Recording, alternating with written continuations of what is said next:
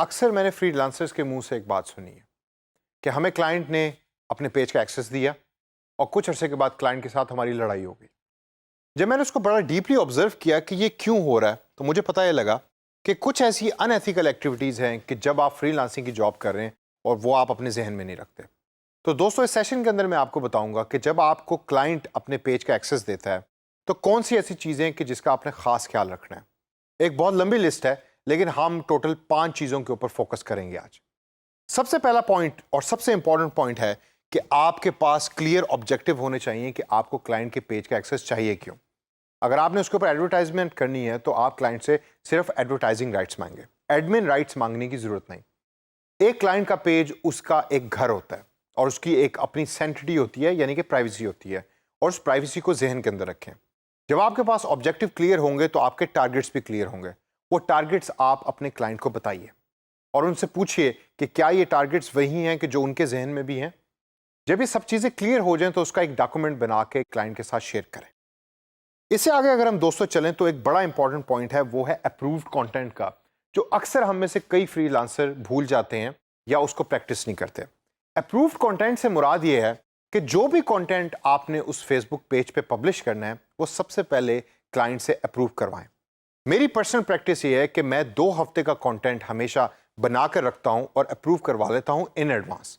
उसका फायदा ये है कि 2 हफ्ते पहले अगर आपने एक काम कर लिया है और उसको अप्रूव करवा लिया है तो सिर्फ जो लास्ट चीज रह जाती है वो रह जाती है पोस्टिंग। तो क्लाइंट भी इससे खुश रहेगा, आप भी इससे खुश रहेंगे और आपकी सेफ्टी भी इसमें बहुत ज्यादा होगी, क्योंकि क्लाइंट ने चूंकि उस चीज को अप्रूव किया है तो वो जानता है कि उसके फेसबुक पेज पे क्या चीज पोस्ट होने जा रही है। इस प्रैक्टिस को आपने एक रेगुलर प्रैक्टिस बनाना है। अगर आप इसको रेगुलरली नहीं करेंगे और अपनी मर्जी से चीज़ों को पोस्ट करेंगे तो क्लाइंट कभी भी इससे खुश नहीं होगा। तीसरा पॉइंट आता है कन्वर्सेशन स्टाइल्स का। हर ब्रांड अपने कस्टमर्स के साथ डिफरेंट तरीके से डिस्कस करता है चीज़ों को और डिफरेंट तरीके से इंटरेक्ट करता है। आप क्लाइंट से पूछिए कि अपने कस्टमर्स के साथ वो किस तरीके से इंटरेक्ट करना चाहते हैं। कुछ ऐसे क्लाइंट्स हैं जो बहुत फॉर्मल हैं, वो अपने कस्टमर्स के साथ बड़े केयरफुली डिस्कशन करते हैं और बात करते हैं, लेकिन कुछ ऐसे ब्रांड्स हैं कि जो बड़े कैजुअली अपने कस्टमर्स के साथ डिस्कस करते हैं। तो कॉन्वर्जेशन स्टाइल क्या होना चाहिए ये हमेशा क्लाइंट से पूछिए और उसके ऊपर गौर से तवज्जो दीजिए और उसी को अपनाने की कोशिश करें। अक्सर आप ये फील करेंगे कि आप डिफरेंट ब्रांड्स के लिए काम कर रहे हैं तो डिफरेंट हैट्स आपको डिफरेंट मौके पे पहननी पड़ेंगी। जिस ब्रांड का पेज आपने खोल के डिस्कशन करना है उसी की हैट पहने और उसी के कन्वर्जन स्टाइल को अपनाइए। कन्वर्जन स्टाइल से आगे चलें तो एक बड़ा इंपॉर्टेंट पॉइंट और मेरा फेवरेट पॉइंट है, वो है मिक्सअप का। इस मिक्सअप के पॉइंट को मैं ज़रा थोड़ा सा इस तरीके से एक्सप्लेन करूंगा। आपके पास डिफरेंट ब्रांड्स हैं और काम का बहुत ज़्यादा प्रेशर है और आप थक गए हैं, रात के 12 बज रहे हैं, तो आपको अब ये भूल गया है कि किस पेज के ऊपर आपने क्या ऐड पोस्ट करनी थी या किस पेज के ऊपर आपने क्या कंटेंट पोस्ट करना था, और आपने गलती से कपड़े बनाने वाली कंपनी की पेज के ऊपर कैमरा बनाने वाली कंपनी की ऐड को पोस्ट कर दिया। इस प्रैक्टिस से हमेशा बचें, ये एक बहुत बड़ी मिस्टेक है और क्लाइंट कभी भी इसको फॉरगिव या फॉरगेट नहीं करता। डिफरेंट फोल्डर्स बनाएं, डिफरेंट फाइल्स बनाएं और उसके अंदर अपने कंटेंट को सेव करें और गौर से बिफोर पोस्टिंग एनीथिंग हमेशा जहन के अंदर रखें कि आप उसको रिव्यू करें कि क्या मैं सही चीज़ सही पेज पे पोस्ट कर रहा हूं।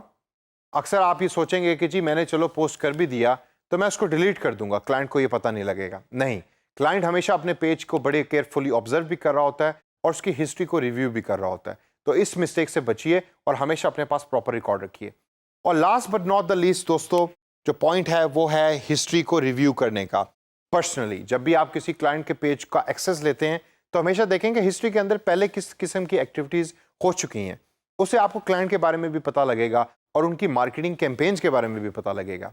अगर तो क्लाइंट के साथ डिस्कशन के बाद आपको ये फील होता है कि क्लाइंट उसी तरह की कैंपेन्स को आगे कैरी फॉरवर्ड करना चाहता है तो आप उसको करें, लेकिन प्रीवियस हिस्ट्री को रिव्यू करने के बाद आपको एक पूरी फीलिंग मिल जाएगी उस ब्रांड की, जो बहुत ज़्यादा ज़रूरी है एक अच्छा डिजिटल मार्केटर बनने के लिए। तो दोस्तों, इस सेशन के अंदर हमने बात की कि एक क्लाइंट के पेज को जब आप मैनेज कर रहे हैं तो उसमें क्या क्या चीज़ें ऐसी हैं जो बड़ा केयरफुली आपने मैनेज करके चलनी है।